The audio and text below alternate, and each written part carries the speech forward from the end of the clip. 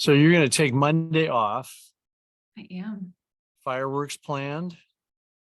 We can't have fireworks here. I guess it's so dry. There's like a fire hazard or something with it. So we are not going to do fireworks. I know of a light show that's local that we may go to instead. So I don't know. How about you? A light show? Yeah, like a laser light show. It's the I get non-fire it. version of fireworks. Uh, Not much. I'm in Larkspur, which is just north of San Francisco right now, awaiting a guest. Okay. I'm going to gonna play some basketball tomorrow morning and then go to a 50th birthday party tomorrow evening for the owner or ex-owner of Bay Equity Mortgage out of the Bay Area. I guess Redfin is the owner now, so ex-owner. And then may head into the mountains. I don't know. It's kind of Monday will be a very quiet day. You're probably glad you're taking it off because there's not much going on, probably. It will be a very quiet day. Yeah. So we'll take it away. We have everybody joining us, it looks like. Welcome, everybody. I'm Melissa Langdale with the Mortgage Collaborative, joined today, as always, by Rob Chrisman, the brilliant, distinguished Rob Chrisman.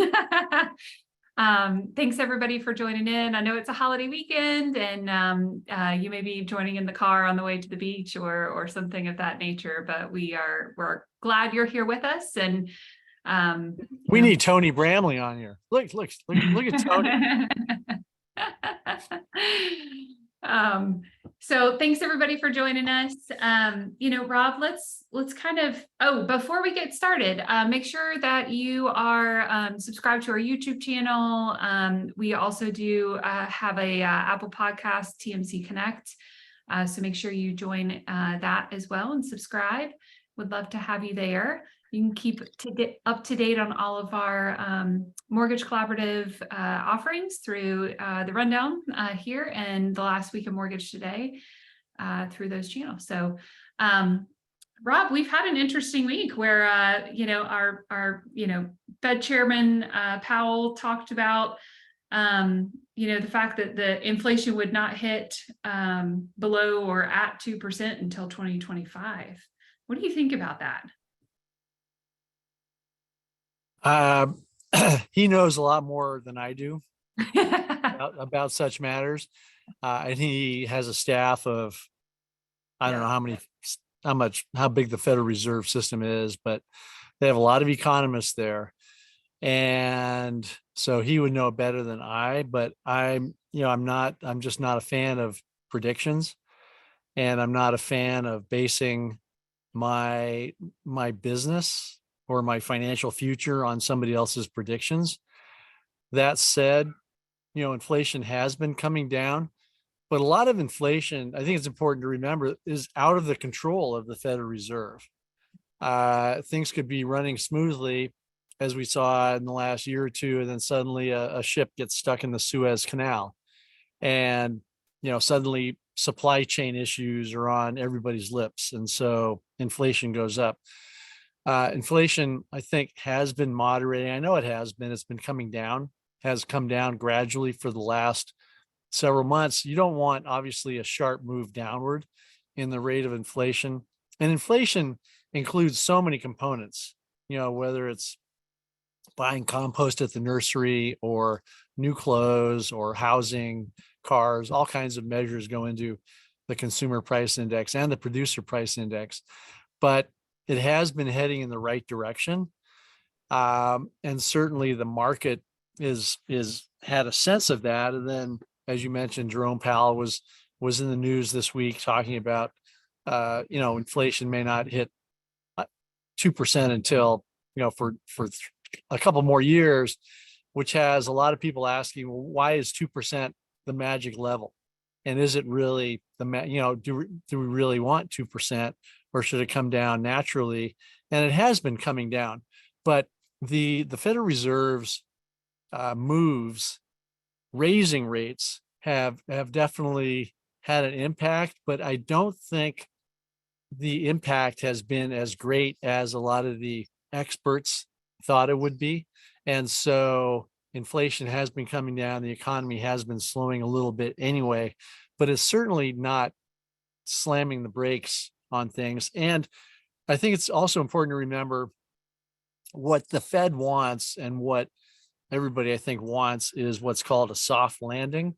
The Federal Reserve through its FOMC, Federal Open Market Committee, doesn't want to drive the economy into a recession, certainly doesn't want to drive the US economy into a depression, for God's sake. And so to ease up a little bit on the tightening, this last meeting, they just said, we're just going to hold rates steady and see how it goes. And then he came back this week and said, all right, more rate increases are in the cards. I think is a is a good thing because the market is now prepared for that kind of thing, as if the market wasn't. But in general, yeah, we've got probably a couple more rate raises ahead of us. And, but inflation has been coming down a little bit. That's not to say, though, that, dinners at Olive Garden or hotel stays or airline tickets have gotten any less expensive. Maybe the rate of increase has come down a little bit, but things are certainly more expensive than they were a year ago, especially if you go out to eat or you stay in a hotel or you fly on an airplane or you have to buy baby clothes or whatever, things have gone up in price. So, the Federal Reserve, once again, does not set mortgage rates, but the same factors that influence the Federal Reserve impact the bond market and therefore mortgage rates. And so, yeah, rates have crept up again. We're up there near 7%, which is going to cause obviously a damper on housing, makes things less affordable. And so you have lenders out there, they can't set interest rates, but they can react to them and they can try to offer products to help people, in a 7% world, such as down payment assistance programs or bond programs or buy down programs. And so I'm seeing a lot of lenders offer those things. Are you seeing the same thing in terms of the TMC members? Yes. I'm curious, we've seen applications go up week over week, right? We just had something released from the MBA this week that applications are up 2% week over week. We start to look at how people are getting creative and looking for continued ways to kind of grow volume or sustain volume as an organization. Buy downs are a great tool, DPAs are a great tool.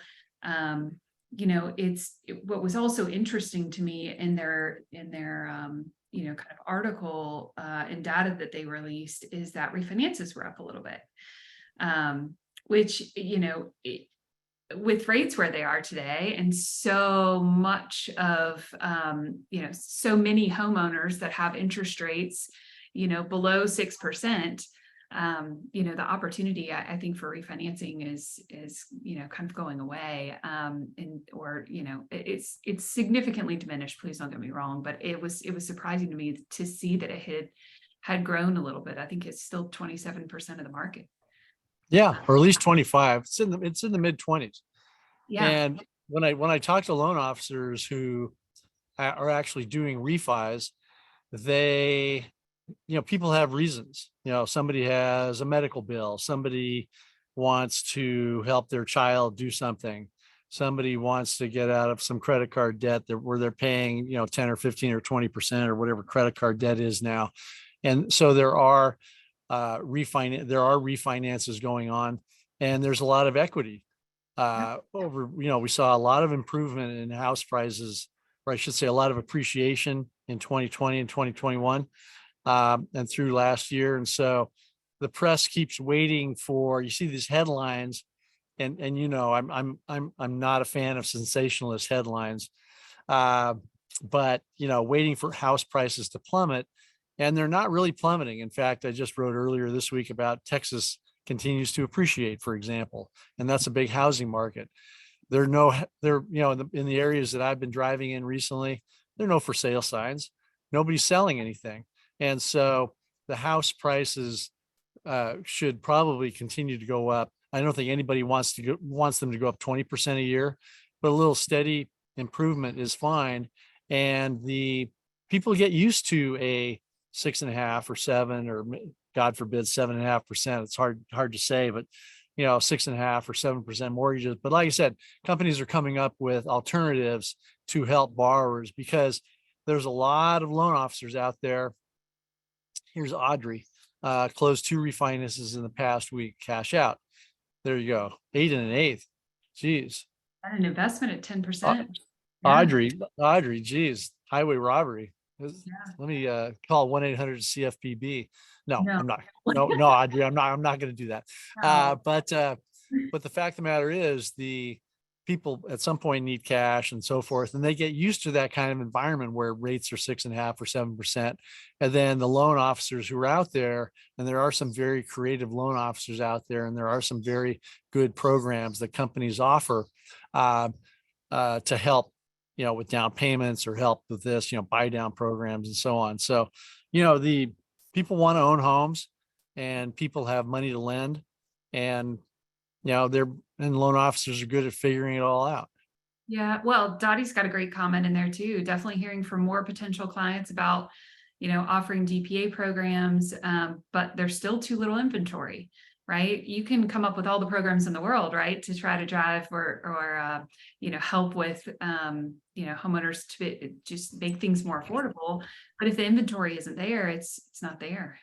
Right now, I read something this week that existing homes were right at 1 million available homes, right? So I think the average was little over 2 million. So we're like half of what, kind of has been the average over the last 30 plus years. And unless we get more homes to the market, then it's still going to be a challenge for people. I know there's no perfect solution for that, but have you heard people starting to, kind of ponder about ways to help get more inventory out there? No. I shouldn't laugh. No. The answer is no. Right now I'm in a little town called Larkspur, awaiting the arrival of La Princesa, who's having a little snack, who you'll hopefully meet here very shortly. But Marin County, just across the Golden Gate Bridge, 2/3 of it or 3/4 of it is national park, state park, agricultural land trust, and so on. There's no real building going on here. There's no real building going on near, downtown Seattle or downtown Los Angeles and so on. And there are communities with a lot of building going on, but you're also running up against some issues in terms of water. I know Phoenix is scaling back in terms of development, but it's tough to, if you're a builder, to really ramp up in a hurry. It's not like you hit a switch and suddenly you can sell 10 or 20 homes. It takes a while, and builders, some of them are very gun shy about expanding too much, but the demand is there, certainly from the 70 or so million millennials who are scampering around out there. But there's not a lot of inventory. You talk about, oh, we've got X number of months supply at the current rate, but the fact of the matter is, the demographics continue to point to less supply than there is demand. Mm-hmm. And the baby boomers aren't doing their part in terms of selling their houses. They will at some point, but a lot of baby boomers seem to think they're going to live forever, which of course is not the case. But yeah, the demographics aren't good. So what lenders are trying to do is figure out, okay, given the tools that they have, given the supply and demand and so forth, what markets do I need to be in? Because there are some markets that are more active than others. And you could read all the statistics you want about people moving to Florida or people moving to Texas or California and so on. But unless you have a branch there, unless you have the product to offer them, it's going to be it's going to be futile. So I haven't heard too much about a lot of inventory coming at us, certainly. Perhaps, but There, anyway. there are some discussions about kind of creating, I don't know, tax incentives and those sort of things. I don't know that that's really going to move the needle much, but it might make it easier or less deterring for people.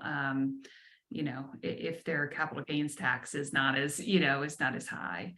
Have you heard anything about that? No, well, there are plans that it's good to incent people with money, and one of the components there is indeed taxes, and somehow lowering taxes for people who want to sell. Um, so I thought I heard something back there, but no real. I haven't heard anything substantive or concrete. Yeah. And Tom chimes in there that builder stocks are at 52-week highs. So the builder stocks, on the stock market are doing very, very well. There's a tremendous amount of demand for their product. And then you get back to how, builders are incentivized by money, believe it or not. I know that comes as a stunning for everybody on the call here, but how do you incent them to build 50 units on 10 acres rather than 5 units with 2-acre lots and charge, $1.5 million? How do you make it more scale? How do you make it more affordable for first time home buyers who are, people in their 20s and 30s? A lot of millennials still want to own homes. So you have, there's a disconnect that I've talked about before on this show between the Biden administration or any administration saying we need more affordable housing, and it trickled down through the economics of the cities and counties, the permitting process, to the neighborhoods, and having neighborhoods welcome that kind of thing. It's a problem. It is a problem. There's no great solution to it, right? It's almost impossible for a lot of builders to build an affordable product because of all of those layers. Most new homes have a pretty significant amount of cost associated with the home, and just permitting and impact fees and all of those sort of things they have to deal with their local kind of municipalities, and the infrastructure that has to get put into place, right? The water, the sewer, all those things have to be put in place for them to build a neighborhood. And it's not easy for them to build an affordable product when all of that. No, and there are, I've written about it, but there are efforts to turn, commercial building and malls into housing units, because the structure's already there, the foundation's already there, the water and the parking and all that is already there. And with, office buildings, other commercial real estate, the vacancy rates are heading higher, especially as leases come due and more people are working from home. And so there is this transition from commercial into residential, but it doesn't happen overnight. It takes arguably a certain skill set of builder to be able to convert, a Sears Roebuck building into a 30 households, housing units.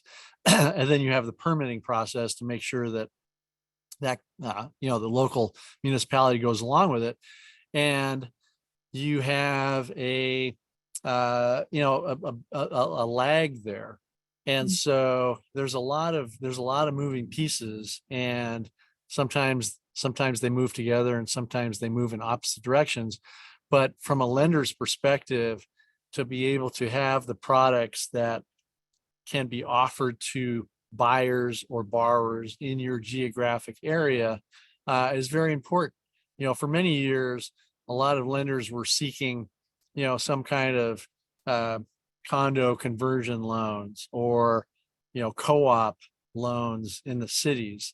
And that was always a stumbling block, like, oh, we've got this building and it's a co-op and we've got this, but, we don't have the product to offer that because we can't find an investor for that. I think there's been some headway there, but lenders have to try to stay, and loan officers are very good about this, try to stay one step ahead of the curve in terms of what's going to be the next thing that's in demand in my area, immediate area. If I'm in an area with a lot of commercial buildings or malls and they're empty, and I'm thinking, I'm hearing about renovation in terms of converting those into housing, I need to have the products to offer that, or to offer those potential borrowers. And so it's there's always something new in our industry and always some reason to keep up on the local news. That's for sure. Yeah, Kiana Chase put in the chat that an old Nordstrom is being turned into an apartment complex a few blocks from her. It'd be interesting to see how that turns out. An apartment complex obviously doesn't help us at all. But if it was turned into condos, I can imagine how hard that would be to finance. You are going to have to look at specialty programs for things like that. So it will be very interesting to see as we start to get creative in housing, inventory and supply, like what things are available for us to make into housing. If we do go through those kind of commercial building conversions, what type of financing is available for those people? Otherwise, we're going to continue to have an affordability challenge. If we can't meet the needs of those buyers that would want to move in there. So There was talk, and we're going a little bit off topic here, but there was talk many years ago about this huge glut of baby boomers. Audrey, archaic guidelines to accommodate the needs of today. Audrey, 1-800-Fannie Mae. Tell them your concerns. There was talk like, oh my gosh, the baby boomers are going to soak up all the housing, and then they will get old in their 80s and 90s, and they'll want to sell all their houses, and it's going to swamp the market, and prices will plummet. We aren't seeing that yet. A lot of people in their 80s are holding on to their houses, 90s moving into assisted care, but you have this millennial generation, 70 some odd million of people, once again, their 20s and 30s, maybe even early 40s at this point, who are soaking up the supply. And so this new generation of home buyers is definitely providing an outlet in terms of demand of individuals who are selling their homes. So we're not seeing any kind of crash, certainly related to demographics. And in fact, as I said earlier, I drive through a lot of neighborhoods and I don't see any for sale signs. And so the baby boomers not only are holding on to their homes longer, whereas, my parents or my grandparents might have moved into a retirement home at age 65. Well, baby boomers, a lot of them think they're going to live forever. They may not sell until they're 85 or 90. And in which case the demand, I think, will still be there. So I think some builders are a little bit wary of overbuilding, but I haven't heard of anybody really talking about overbuilding for quite some time. But it is a demographic issue, and I think a lot of lenders are, in a good position to take advantage of the demographics, and they do have some products that help if there's inventory. But in basic answer to your earlier question, I haven't heard of anything great in terms of the inventory pipeline coming at us. Yeah, I think it's going to be a struggle for quite some time. Seth writes, he says he's wondering if bank lenders are seeing that their portfolio appetites for special programs like ARMs and constructions are waning. Portfolio lending at depositories has sustained originators for past 12 months, but is that now close to exhausted? What do you think? What are you hearing from your lenders that you talk with, Rob? Well, so you enter into the jumbo arena there. Mm-hmm. And the jumbo arena, I shouldn't even call it an arena. The jumbo areas are mainly along the West Coast and the East Coast. And with the banking issues that we had in March in terms of Silicon Valley Bank and Signature Bank, the appetite for mortgage-backed securities certainly has diminished to some extent. And with it, the appetite for jumbo loans has diminished.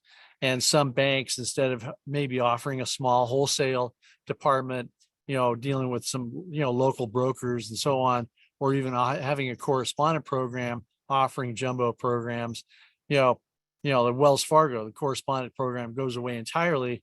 other banks and credit unions have scaled back in their appetites for jumbo loans, for example, and just they're satisfied with what's coming to them through their branch network. They may not, they may not have to go outside. So IMBs, independent mortgage banks, are at a little bit of a disadvantage or a lot of disadvantage, depending on their area, in terms of having jumbo loans to offer. The other portfolio loans like non-QM, the appetite's still decent for those programs, but in terms of the securitization market, I haven't heard a lot in terms of non-QM securitization that's going on. So you have those loans to some extent going into portfolios, but if you have Fannie Mae and Freddie Mac mortgages at 7%, you can add, I mean, I'm really generalizing things here quite a bit, but let's say you add 2 or 3%, suddenly you're 9 or 10% for a non-QM loan. Well, 10%, I mean, that's bordering on private hard money. Yeah. But the typical private hard money is a point up front and 10%. And you can get private hard money loans with a lot less paperwork than getting a non-QM loan. And so as rates have crept up, the portfolio loans, it's been interesting to watch, but I'm not hearing a tremendous amount of appetite for that kind of product. I don't know. What are you hearing among the TMC members? Well, I think our members, and they're not alone, are looking for ways to better serve the market. So they would be interested in any kind of program or product that would help them to better serve customers and where they're at, especially with some of the other things we've talked about with inventory being so low and affordability sometimes being a challenge for people. And so I think there is there is definitely a desire to find that kind of specialty product that sets them apart. Exactly. But it's difficult to find for sure. Yeah, it's a it's some rate and some price borrowers want to borrow and lenders want to lend. Yep. And as rates have crept up and Fannie Mae rates, throw in some loan level price adjustments, whether they're archaic or not. The fact is that you're talking about, if rates are in the low 7s, definitely high 6s, it's a problem. And like I said earlier, non-QM, suddenly the, you're dealing with very high rates. And there's, Ken writing in about non-QM due to the property type or the borrower. Yeah, I mean, it's a different environment. But I see on the screen a guest.